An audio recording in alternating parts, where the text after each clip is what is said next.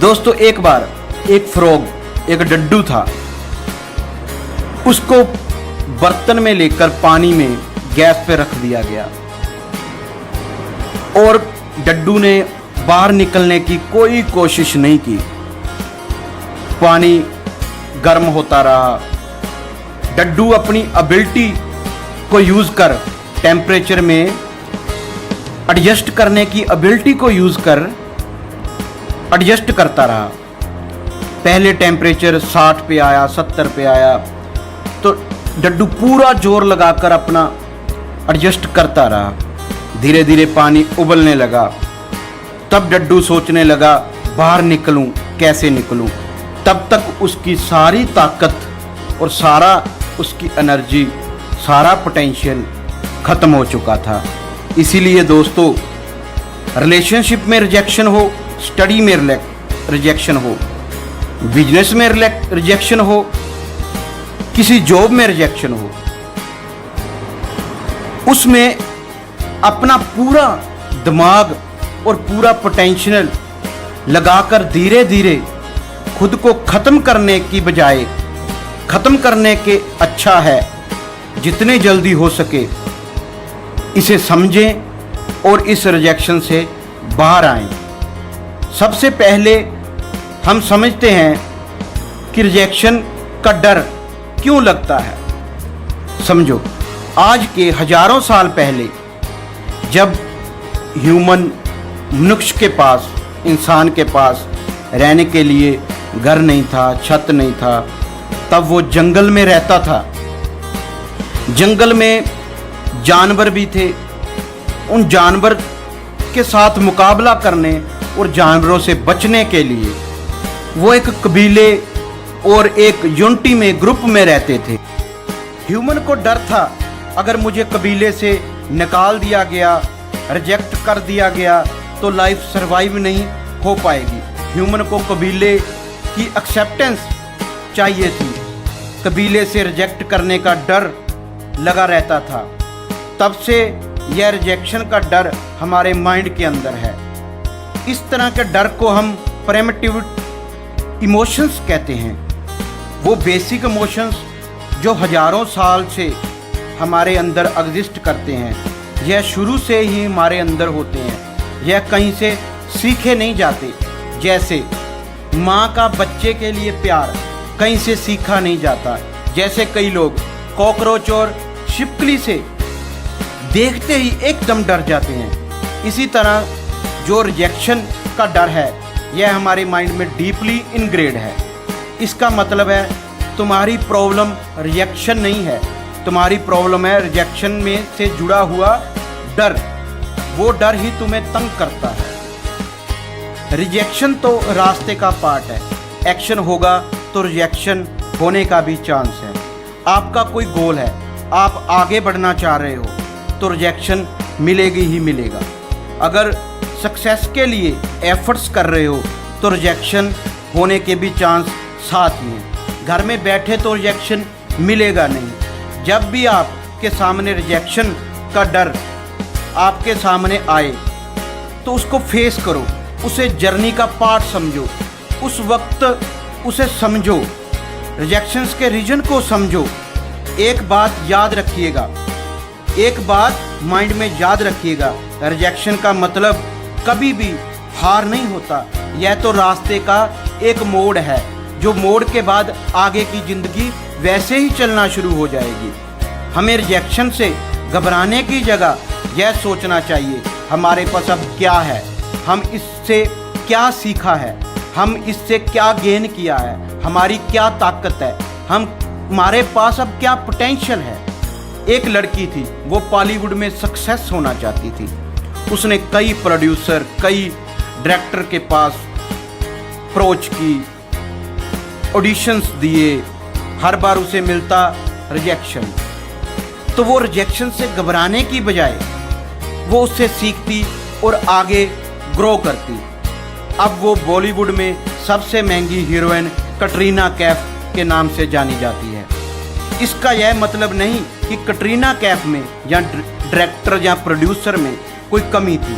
बस बात तो इतनी है कि वो डायरेक्टर और प्रोड्यूसर की रिक्वायरमेंट के अकॉर्डिंग फिट नहीं बैठती थी। अब वो फिट है तो अब वो सक्सेस भी है। राजस्थानी थाली में अगर लस्सी पड़ी हो, जहाँ पंजाबी थाली में राजस्थानी लड्डू पड़े हो, बस यह एक मिसफिट है। इसका मतलब यह नहीं कि दोनों फूड में कोई कमी है। कई बार रिजेक्शन मिलने पर हमें लगता है कि हमें में कई कमियां हैं। परफेक्ट यह है कि सामने वाले की रिक्वायरमेंट के अकॉर्डिंग हम फिट नहीं बैठ पा रहे। जिस तरह पंजाबी थाली में लस्सी कम होने से उसकी वैल्यू कम नहीं हो जाती, उसी तरह अगर आपको कहीं से रिजेक्शन मिल रही है तो उसकी वजह से आपकी वैल्यू कम नहीं हो जाती। आपको याद होगा एक मूवी में बॉलीवुड एक्टर बाबूराव गणपतराव अप्टे जी ने कहा था, खुशियाँ बांटने से बढ़ती हैं और दुख बांटने से कम होते हैं।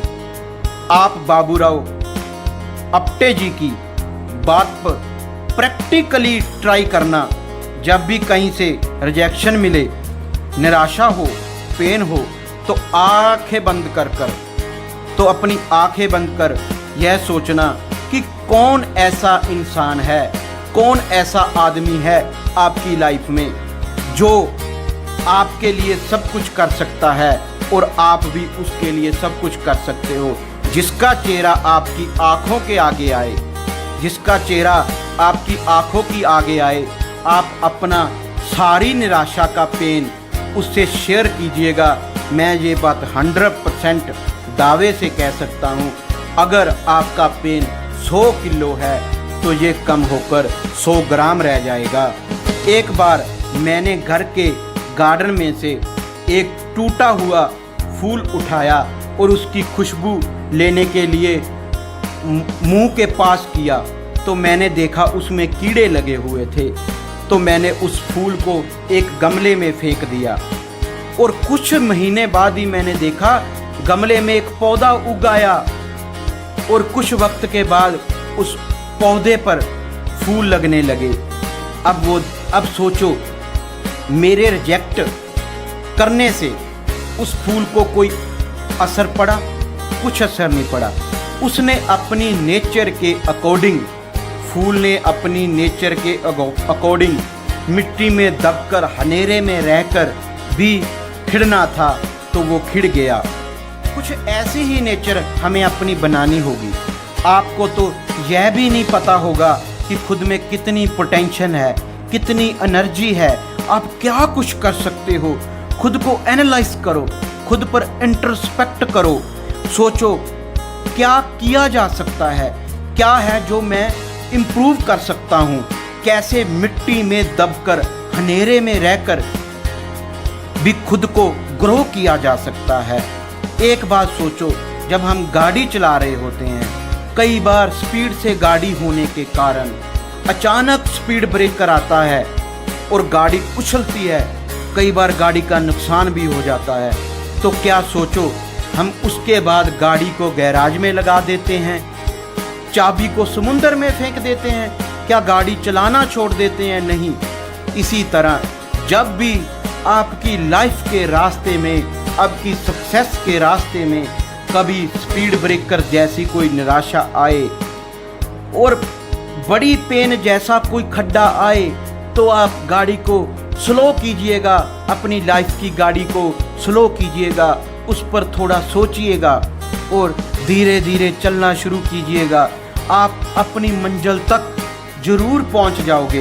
जंग की सक्सेस में अपना बचाव करने का सबसे बढ़िया तरीका अपने डर और मुश्किलों के खिलाफ आक्रामक रुख अपनाने का होता है। अपनी सक्सेस के जंग में अपने बचाव के लिए सबसे बढ़िया तरीका अपने डर और भय और मुश्किलों के खिलाफ आक्रामक रुख अपनाने का होता है। इसी के साथ दोस्तों, पूरी वीडियो सुनने के लिए मैं आपका दिल से आभार व्यक्त करता हूं।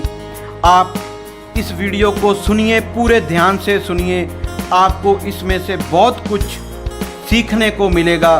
आपको अच्छी लगी शेयर ज़रूर कीजिए और चैनल को सब्सक्राइब करना कभी मत भूलिएगा। इसी के साथ आगे वीडियो लेकर आने के प्रॉमिस के साथ मैं आपसे विदा लेता हूं। आपका दोस्त गुरजीत सिंह गोपालपुरी। धन्यवाद, शुक्रिया।